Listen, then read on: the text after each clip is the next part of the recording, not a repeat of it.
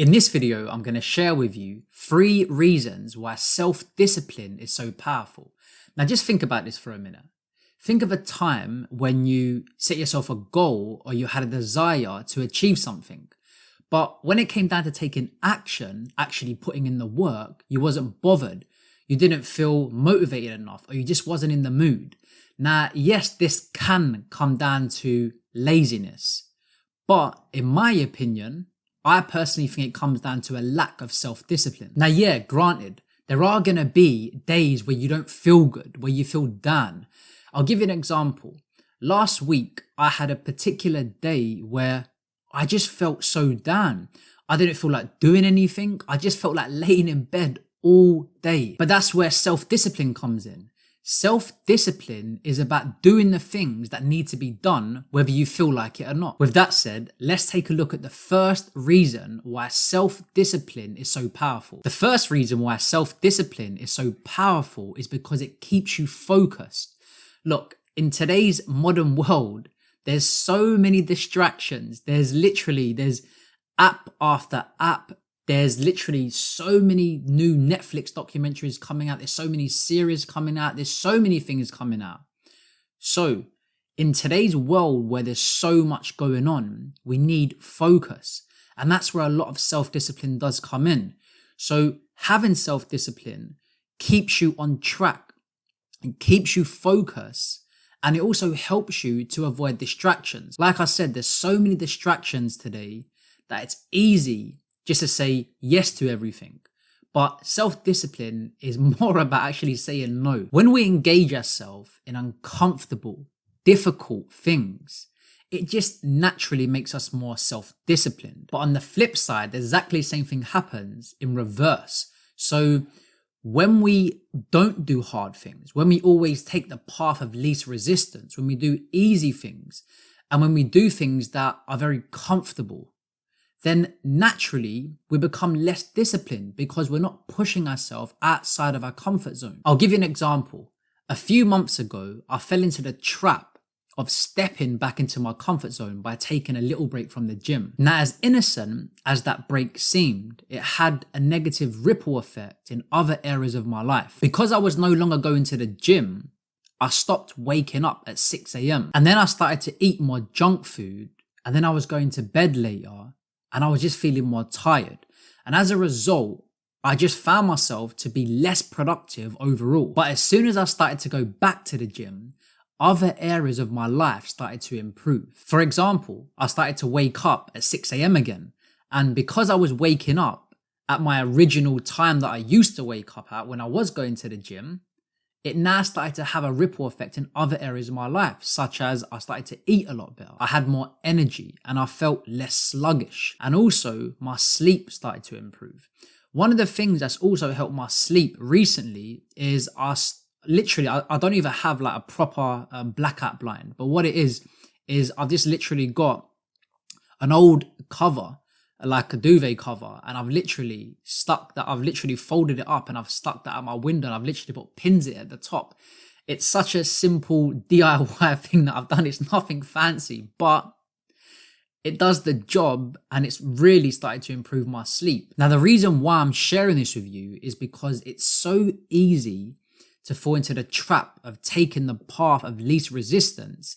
And then what ends up happening is you're back in your comfort zone. So as uncomfortable as it is, really do try your best to push yourself and to step outside of your comfort zone, because that way you'll naturally become more disciplined and focused. If you've got to force yourself. If you've got to get somebody else to drag you out of the bed, get somebody else to drag you out of the bed. Now, the second reason why self-discipline is so powerful is because it increases self-esteem. When we practice self-discipline, which is the ability to be able to control ourselves, we start to value ourselves more. And as a result, we feel good. Now, the reason why I mention going to the gym or working out a lot is because I found it to be an effective way to not only increase self-esteem, but it also helps so much with becoming disciplined. Now, just think about it. By the very act of committing yourself to working out, you not only become more confident,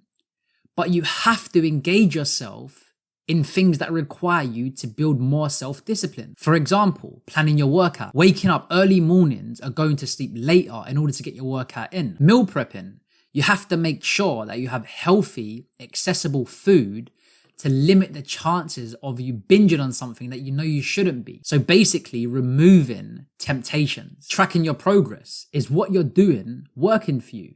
If it's not, then you're going to have to change things up. Getting enough sleep each night.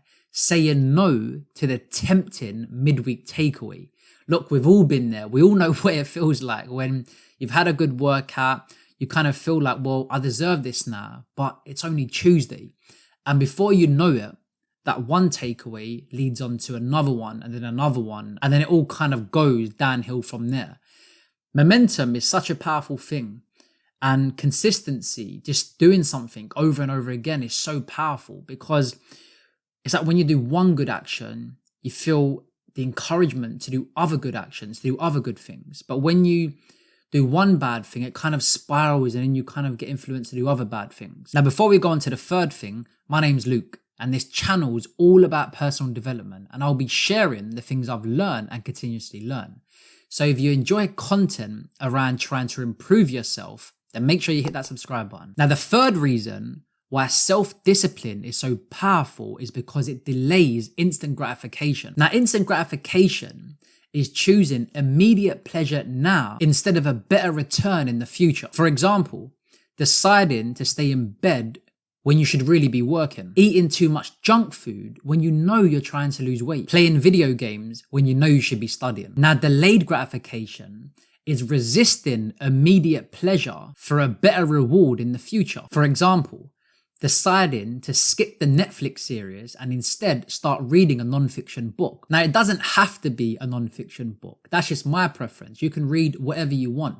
The point is, rather than spending that time watching Netflix, essentially instant gratification, why not delay that gratification by spending that time to read a good book, to learn a new skill, to maybe study?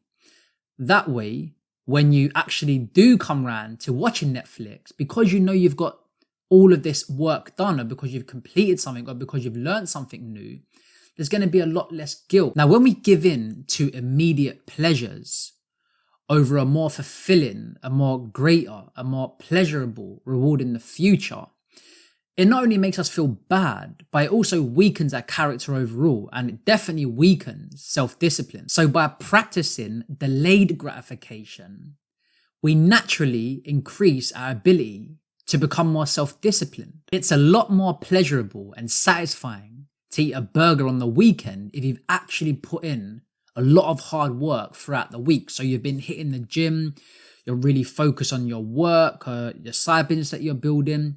You just know that because you've put this effort in, because you've actually expelled a lot of energy, you now actually deserve it a lot more. Whereas you and I both know, if you just go and eat that burger without actually earning it, it's just like, well, it's another burger. But if you put in hard work and then you consume that burger, it's so much more fulfilling. And if you ever happen to find yourself in a rut, or you just can't seem to motivate yourself, then make sure you watch this video here, where I share with you 4 things to help you get out of a rut and get motivated.